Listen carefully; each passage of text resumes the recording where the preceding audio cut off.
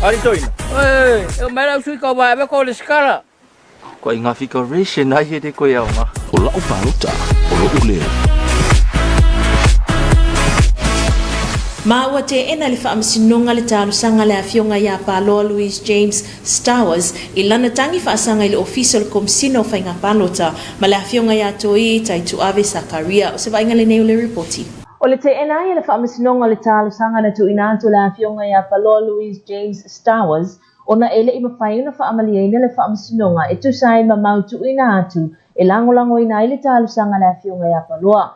O le talo sanga na tu inatu e le awhionga ia Paloa na fu mai lea ina ua le mawhaiona sainia e le sui o le nuu po le alipu le nuu o le awhionga ia toi tai tuave Sakaria o lana pepa whaamaonia mo le whaamulu inatu o lona suafa e ave ai o ia masui tau wā mo le whainga Palo te tele le atunu i le tau sanga fau o lo tu mau pele te e nai e le awhionga le lipu le nuu o le talo sanga le awhionga ia Paloa ona o lana mau e le ise montanga le awhionga ia Paloa whaatino I le tutono le tu malo. Pei tai lai le tō laulau inai o le unga le whaamsinunga I le so le ana saunoa manino ai le awhionga ia ta whai malo le lani tuala Warren e le I whaamalia ina le whaamsinunga I mauna tu inatu e tu saai ma le tanga I fo ia le whaamsinunga e le ino whaiona whaamalia ina vaenga le tu la fono e le awhionga ia Paloa e mawhai ai ona tau vai whai ngā palota I le lua a whenua tasi o Paloa o se tasi o sui o le whaatutua le tua sa mo o tasi.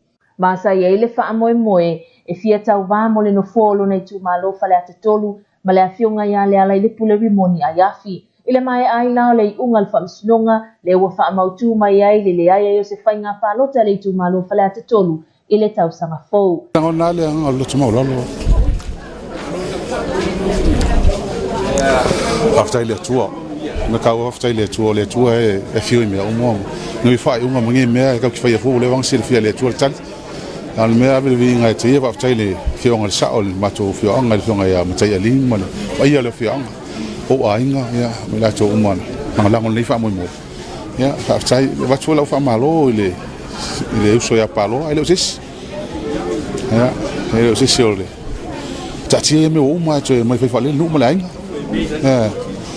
ai fa ka ia le ko ftai la le tu ne so fa mo mo nguia mai ya olea wa mangmalo ale me mongi le o barongi me pelo ya balba falava o le whai ua tu ina mai lea ua manino ai le sui fai pule le tu malo falata tolu ai na saunoa le ala I le pule te le lava ngā luenga o lo fia whaatino ina mo lona I tu malo I le isi 5 tausanga o lo lumana I nei.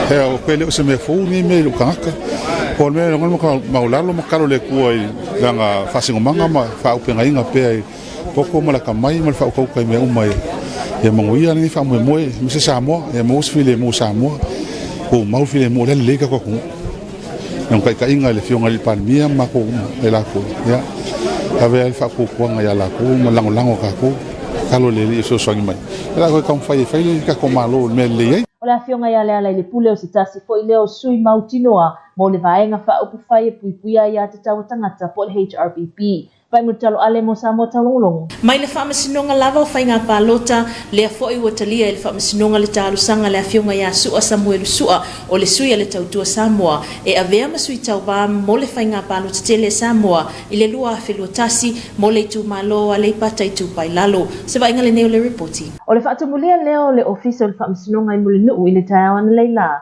E le ima whai pule I tu malo e se fulutolu lea sansu esu e ina I luma o le whaamasinonga mawalunga ala tau mata upu. E tu sai mala fia tau vai le whainga Palota tele le atunu I le tau sanga fau. O le awhionga ia Sua Samuelu Sua o se tasi leo sui tau wā whaolioli mo le tu malo a le pata I tu pai lalo. Lea fo isa tu ina atu lan tau sanga I lumo o le whaamisinonga mawalunga. E tu sai o le le talia ina ai o le whaoluina atu o lona suafa. E fia tau vai le whainga Palota lua a whelutasi. E le official komsina o whainga Palota. O le awhionga ia matatuatanga loa lea na funga ina le whaai unga le nei mata upu le so. O le nei tau sanga na tu ina atu e fesilingi ai le tūlanga alu komisina o whainga Palota o na ua le talia ina le whaauruina o le suafa o le atamali I peitai na saunua le awhionga I le tamaitai I whaamsino e le aise maro si anga le komisina o whainga Palota e te e na aise talu sanga tu ina atu po le whaauruina atu si suafa o se tase e fia tau vai le whainga Palota e tu sai mai e inga o lo ilalo le tūlafono vaenga fast food fito tu la fono whainga Palota. Mawai e inga lao le whaai unga le whaamsinonga I le taiawan leila le ua whaatonu ina ai fo i le official komsina o whainga palota ina ia tūsia le swafa o le o lo tangi na nei mata upu po le afionga ia sua i le lisi o le autau wā mo le whainga palota lua whelotasi mo le tuma loa le patai tupai lalo. Mai afe 5 se lau le se leni e tutongi nātu le official komsina o whainga palota i le o lo tangi na nei mata upu. Ngona le fia Langona whaafitai le tua i le nea so o tō manu o le wha moe moe. O le ua au mai le tali whaaliali fionga i wha masino i le mata upu sa lau li liu i le whaingo fia. Ia. Ui e le tua ilo nanga le lei, e le ngata fo i le ia o le ngaluenga sa fitai tunga i le fionga i le lilo ia ma o na suia sa tamaita ilo ia sa o lato ngalu lue le tamu whaingo mata au. Ia. Atonua le nganga lea ma le fina ngalo leo le i lo mafawhau tia tamu whai mo le tausanga fau i wha moe moe. Ia, leo a mai ei a manua le nei aso e wha penao na amatari ei ngā luenga tamu whai. Ma le nganga whaaloalo leo le nganga whaaftai fo i nei aso ia. Tapo inga si utu malo i le whio tu i atua na wha anofo ia. Lala malai fo i ma le whalwhio li ma upu le ngata fo i leo punen te tai lalovi ma malai fono ia.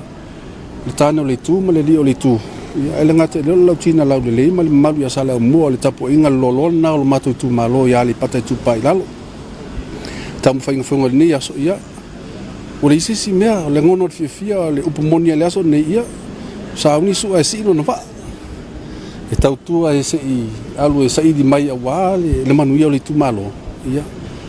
Ele ngata i tupu mai o le tumalo e whapena fo i tupulanga lalo wao o whapena o na mo mia le so sani se i tumalo o le ngang whaftai fo i ele sa tu mai foe le fionga i tu ya tu na whanofo nofo ia malo le ngalue whaftai fo i le finau whaftai na i o ainga le latu tapo inga se unu ia sa musu i le fio tango ma inga mtua moma le malu nofo vaenga i whale atua ia se matu whale lua ia meile whapena fo i se matu nu i te avea o tumalo atua ia malo ta po i faftai fo i le talo fo i le ausa le vi fa penao na talo sia le fa mo ia le o manui le so o le vai ai o le vai le lautele le pu mo fo i le vai ma le tulanga i le tam fai mta ia e mo se manui le ngate le tu malo e mo sa mo wa o se talia tu le mta upu ne ia so e se fo ia se o no fo i la vai ma se e kalesia ia le tamapulo mtanga luenga masa se tolu fionga tia kono ia malo talo le ia se sa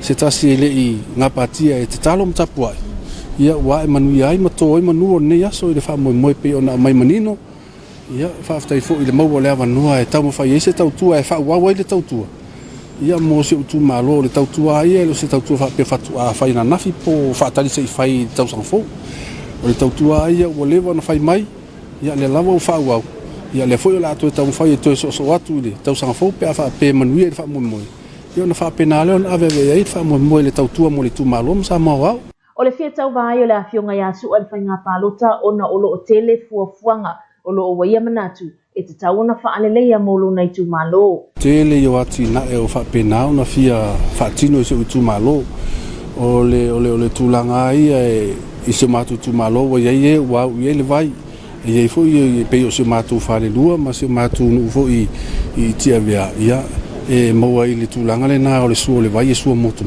tele foi ni se atina e tulanga o onga le fanau ia mati na e o fa pena na manu ia i samo ia wati na e na o fa pena na vai ia i mole manu ia o se matu tu malo a o tulanga mautu ana matulanga e fa mo mole na le tulanga ia o onga le fanau ia si tia le tulanga o onga ia maua e whainga luenga wao i nā e fua mai ele tau tuaina o le tūmalo.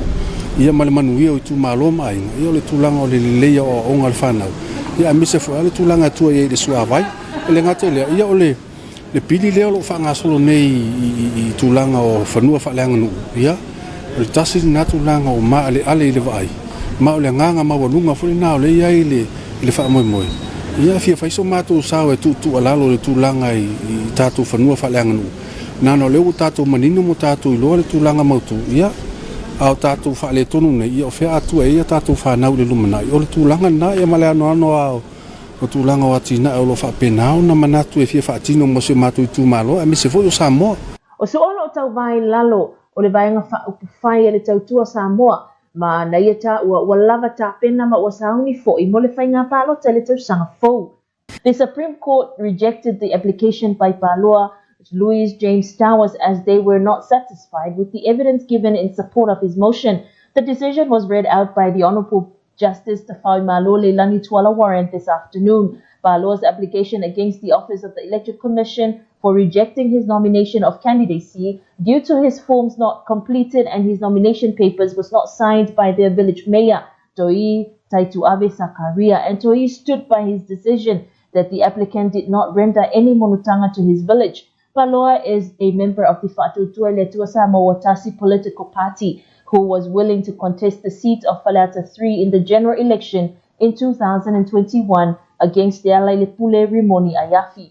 With the decision by the court today secures the seat for Falata 3 for next year. Leala Lepule is now the official member of parliament for the next 5 years, and according to Leala, he said God reveals the truth.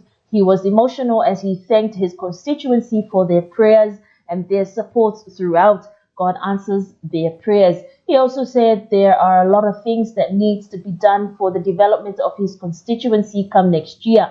The Human Rights Protection Party secures their seat for Falata 3 in the next parliamentary term. By Mutalo Ale for TV2 News. The Electoral Court accepted the application from Su'a Samuel Usua to qualify as a candidate for the 2021 general election for Ale Batai Tupailalo constituency. Here's more on this report. The courthouse at Molinu was packed with village members of the 13 constituencies whose matter was before the Electoral Court to challenge the decisions made by the Electoral Commissioner, as well as candidates who are willing to contest the seats of their constituencies. Su'a Samuel Usua was amongst the 13 cases, and today his application was accepted by the court. According to the presiding judge, who is the acting Chief Justice, Matatua Tangaloa, she said, pursuant to Section 8 and Section 47 of the Electoral Act, the applicant Su'a Samuel Usua challenged the decision of the Electoral Commission rejecting his nomination as a candidate for the electoral constituency of Alepatai Tupailalo in the general election 2021. The issue is whether or not the applicant is qualified to run as a candidate, and they find that the Electoral Commissioner does not have the authority under Section 47 sub 2 to reject any nomination where a person fails to meet the qualification requirements as prescribed by Section 8 of the Electoral Act. They are also satisfied that the applicant Su'a Samuel Usua satisfied his application as a candidate. The court orders the first respondent to include the name of the applicant in the list of candidates of the 2021 general election, and the respondent has to find court costs of 1,500 to the applicant. Su'a Samuel Usua acknowledged the support of his constituency, especially his village. Not only that, but the support of his family and his church. Su'a is running under the flag of the Tautua Samoa political party, and he has a lot of visions for the development of his constituency. By Mutalo Ale. Mera sui kau ba ko le skala. Ko inga fika ration ai de ko ya nga. O la o palota, o lo uleo.